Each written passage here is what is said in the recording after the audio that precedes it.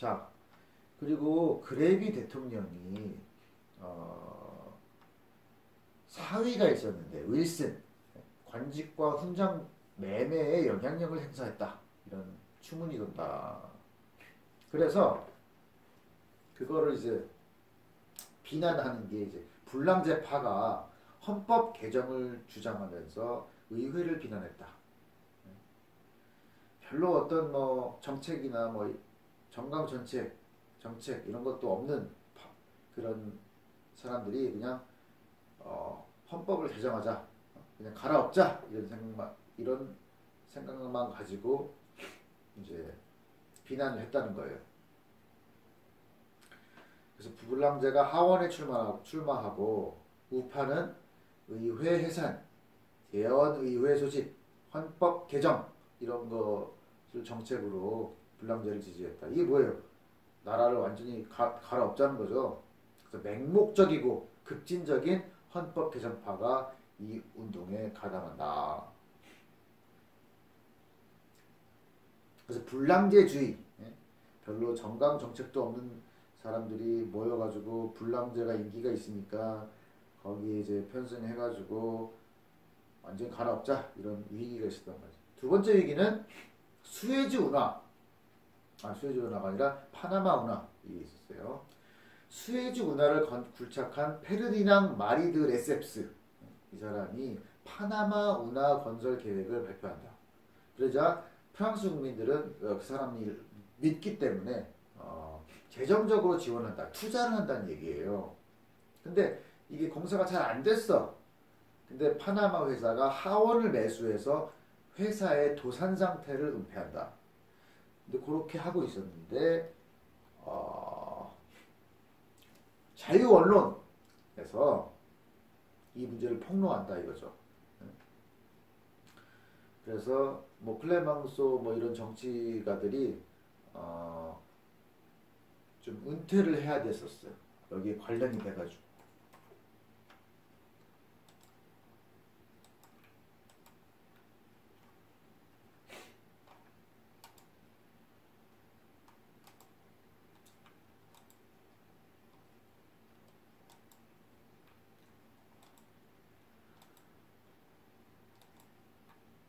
그래서 그 클레망소나 뭐 이런 사람들이 은퇴를 하다 보니까 우파, 레몽 푸엔카레나 루이 바르투 이런 사람들이 정계에 진출하면서 공화국이 우경화된다 이런 거예요. 자, 그래서 파나마 운하 사건이 공화국의 위기를 가져다 준다. 세 번째는 드레피스 사건이라는 게 있어요.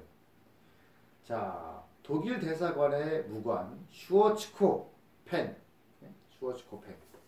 이 사람의 서류안에서 참모본부의 장교가 이적 행위를 한 증거물이 나온다 이거예요. 근데 이게 필적이 유사하다는 점, 그 다음에 반유대주의 이런 걸로 인해서 알프레드 드레피스 대위가 혐의를 받는다. 그러니까 별로 합리적이지 못한 이유로. 그래서 이제 그 사람의 가족은 그 사람이 아니고 페르낭 에스트라지라는 사람이 했다. 뭐 이런 식으로 얘기를 주장을 했고, 앙리 대령은 드레피스의 무죄를 부인했을 뿐만 아니라 유죄를 입증한 서류를 위조한다. 그래서 당시에 프랑스는 드레피스파와 반드레피스파로 나뉜다. 근데 여기서 우파가 반드레피스파에 합류한다라는 거예요. 그래서 이게 어떤 사상 갈등, 그런 걸로 번진다 이거죠. 그래서 인권 동맹과 프랑스 조국 동맹이라는 두 개의 전선이 대립했다. 이 사건 때문에. 그래서 드레피스 사건이 공화국을 위기에 몰아넣은 세 번째 사건. 그런 위기가 있었다. 그리고 이제 식민지 분쟁이 있었어요. 일단 프랑스는 1830년 알제리를 정복한다. 그래서 프랑스 3개의 도를 거기에다가 만드는 거예요. 알제리가 이제 프랑스가 된 거야.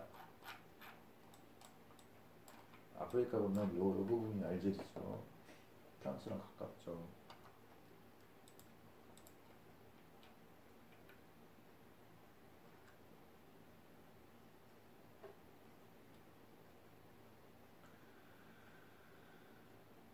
자, 그리고 뭐 비스마르크가 튀니지를 프랑스에 양도한다. 네. 그리고 클레망소라는 사람은 기본적으로 독일에 보복하자는 사람이에요. 그래서 식민지를 좀 등한시했어요. 그래서 이집트에서의 우선권을 영국에 허용하자. 네. 이렇게 했단 말이죠. 그래도 이 공화국 제3공화국의 어떤 업적이라고 친다면은 식민지 제국을 만드는 걸 왕정도 못했고 제정도 못했는데 요 제3공화국이 해낸 일이다 이런 거예요. 그리고 이제 1814년 이게 뭔지예요. 나폴레옹 3세 말고 1세 나폴레옹 1세가 이제 전쟁에 패했을 때죠. 그래서 프랑스는 서아프리카의 여러 항구를 갖고 있었는데 거기가 이제 탐험과 원정의 기지가 되면서 프랑스가 세네갈, 니제르, 차드, 나일강 상류까지 점령한다.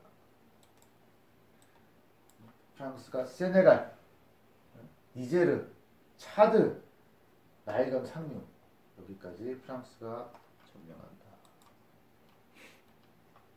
그리고 인도 차이나에서는 베트남, 코친 차이나 뭐 이런 것을 tonkin에 합병한다. 그리고 또 뭐냐면은 영국은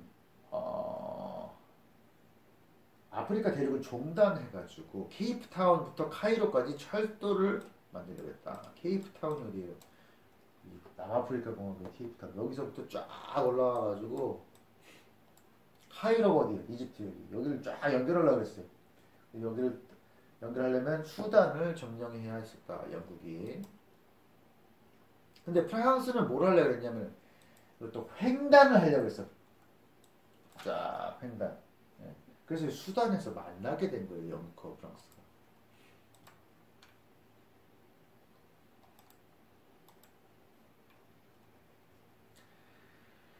그래서 영국 정부는 프랑스 부대의 철수를 요구한다. 그래서 전쟁 일보 직전 상태까지 간다 이거죠.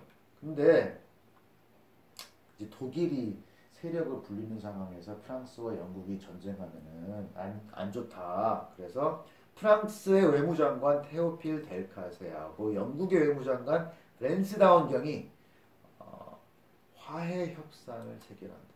그게 뭐냐면은 프랑스가 이집트 내에 있는 기득권을 포기한다.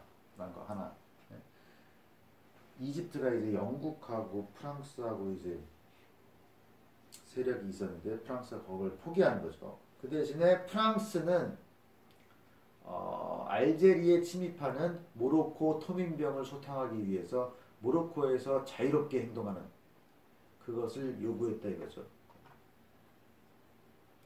알제리에 모로코 토민병이 침입을 하니까 자기네들이 모로코 가가지고 그 사람들을 이제 엄벌하겠다 이거죠. 자, 그리고 독일은 북아프리카 탕헤르에 상륙해서 모로코에 중대한 관심이 있다는 시위를 한다. 모로코의 탕헤르.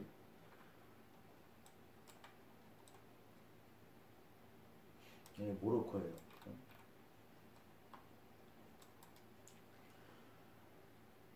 근데 이제 1906년 알헤라시스 회의에서 세계의 각들이 모로코에서의 프랑스 권익을 인정한다. 그래서 이제 나라들끼리 항상 동맹을 맺었는데 이때 삼국 동맹이라는 거는 독일, 오스트리아, 이탈리아가 맺은 동맹이고 또 삼국 그거에 대항해서 한국 협상을 맺었는데 그게 뭐냐? 프랑스, 러시아, 영국이었다. 이런 분위기였다는 거예요. 그래서 이제 독일은 유럽 전쟁을 이제 해보려고 하는데 그러려면 오스트리아를 끌어들였어야 했다. 그런 상황에서 사라예보에서 한 세르비아인이 오스트리아 황태자 부부를 암살했다. 그래서 그 독일하고 오스트리아하고 삼국 동맹이었기 때문에 독일한테 전쟁 구실이 제공된다 이런 얘기예요.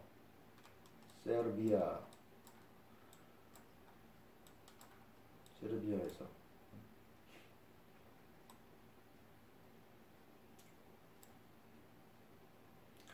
사라예보 한번 볼까? 사라예보구나. 지금은 보스니아 헤르체고바니아에 있네. 여기가 세르비아의 사라예보였다 옛날에 1906년에. 근데 거기서 세르비아인이 오스트리아 황태자 부부를 암살했다.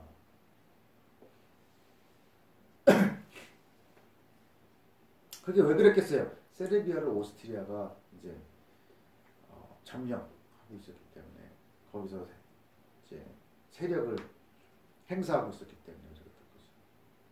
그래서 오스트리아는 세르비아에 전쟁을 선포하고 오스트리아가 그런 작전을 개시하니까 러시아가 세르비아를 지원했는데 프랑스가 러시아의 동맹국이었기 때문에 프랑스가 참전하게 된다. 그리고 독일이 벨기에를 침공을 해서 벨기에 어떤 그 이해관계를 갖고 있는 나라가 어디? 영국이죠. 영국에게 참전 구실을 제공한다 이거예요. 그래서 그게 이제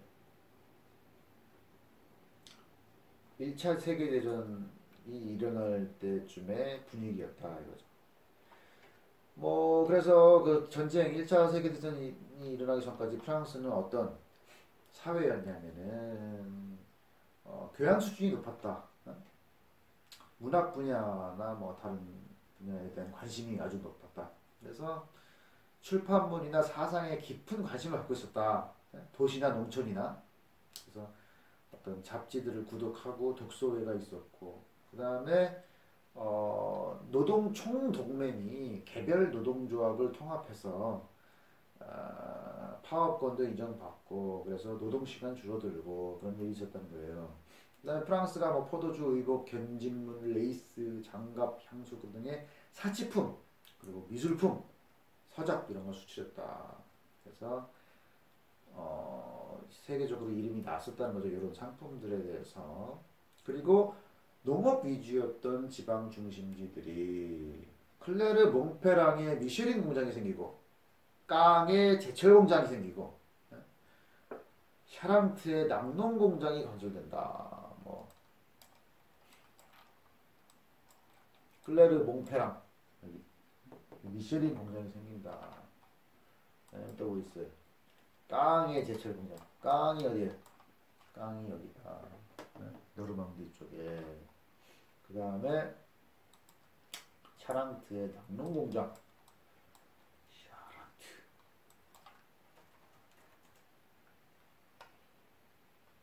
또 지방. 이 지방에 낙농 공장이 생긴다. 농촌의 인구가 점점 줄어든다.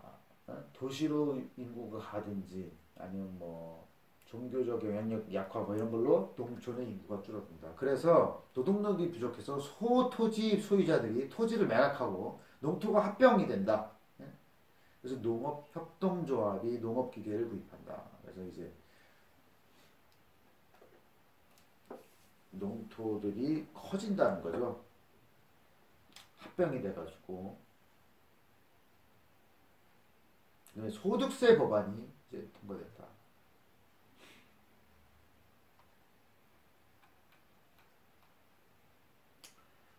자, 그리고 뭐 기억의 구조 뭐 이런 것을 그다음에 이제 도덕과 종교의 원천 이런 걸 분석한 앙리 베르그송한테 영향을 받은 사람이 프루스트. 그래서 프루스트가 잃어버린 시간을 찾아서 1권을 출판한다. 이게 세계에서 제일 어려운 문학책 중에 하나라는 그런 거죠.